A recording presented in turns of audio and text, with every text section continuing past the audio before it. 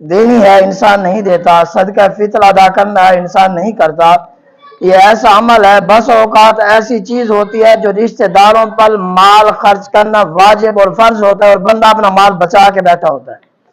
بہت ساری ایسی چیزیں سامنے ہوتی ہیں جیسے گھر والوں کو کہا جاتا ہے بخل، اور یہ ایسا کام ہے جو انسان کو تباہ کرنے والا ہے۔ اور دوسری چیز بیان فرمائی، دوسری چیز یہ ہے یعنی انسان کا جو دل کرتا ہے خود پسندی، انسان اپنے آپ کو پسند کرتا ہے۔ اس سے مراد یہ ہے اگر اس کا دل کرتا ہے نماز چھوڑ دو تو چھوڑ دیتا ہے، اس کا دل کرتا ہے میں بد نگاہی کروں تو بد نگاہی کر لیتا ہے، فوری آنکھیں اٹھا لیتا ہے، اگر اس کا دل کرتا ہے میں گناہ کروں تو فوری گناہ کر لیتا ہے۔ فرمایا یہ دوسرا ایسا کام ہے، ایسی عادت ہے جو انسان کو تباہ کرنے والی ہے۔ اور ہمارے اندر یہ عادتیں موجود ہیں تو پہلے حضور نے بیان فرما دیا ان عادتوں سے بچتے رہنا کہیں تمہاری دنیا اور آخرت تباہ نہ ہو جائے۔ اور تیسری چیز بیان فرمائی انسان خود پسندی، انسان کہتا ہے جو میرا دل چاہے میں کرتا رہوں۔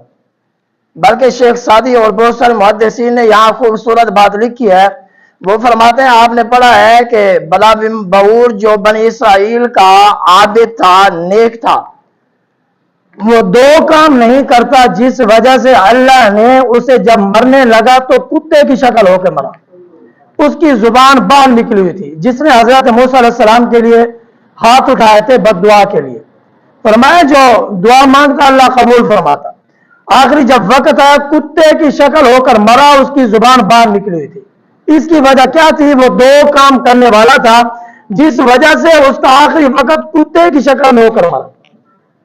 دو کام کون سے تھے؟ پہلا یہ کام تھا وہ اللہ کا شکر ادا نہیں کرتا۔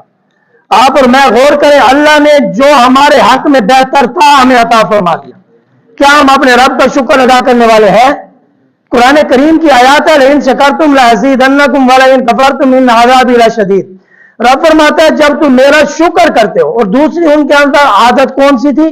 دوسری یہ تھی وہ اپنے رب سے یہ دعا نہیں مانگتا یا اللہ جو نعمت مجھے عطا فرمائی ہے یہ ہمیشہ کے لیے عطا فرمائی، یعنی یہ صیغت ہے، یہ نعمت ہے، دعا مانگنی چاہیے۔ اللہ نے قرآن کی دولت دی، یہ نعمت ہے۔ فرمایا اللہ تبارک و تعالیٰ نے اولاد دی، یہ نعمت ہے۔ ہمیں یہ دعا مانگنی چاہیے یا اللہ جو نعمت دی ہے یہ ہمارے پاس برقرار رہے، یہ دعا مانگے یا اللہ جو نعمت ہے مجھے ہمیشہ کے لیے عطا فرما، جو نعمت دی ہے ہمیشہ کے لیے عطا فرما۔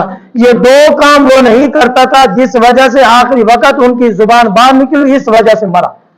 آپ نے اور میں نے دیکھ رہے ہم شکر ادا کرتے ہیں، جو ہمارے لیے بہتر تھا اللہ نے عطا فرما دیا، ہم کہتے ہیں نہیں یہ بھی ہمارے پاس ہو، یہ بھی ہو، یہ بھی ہو، بہت ساری تمنا کرتے ہیں۔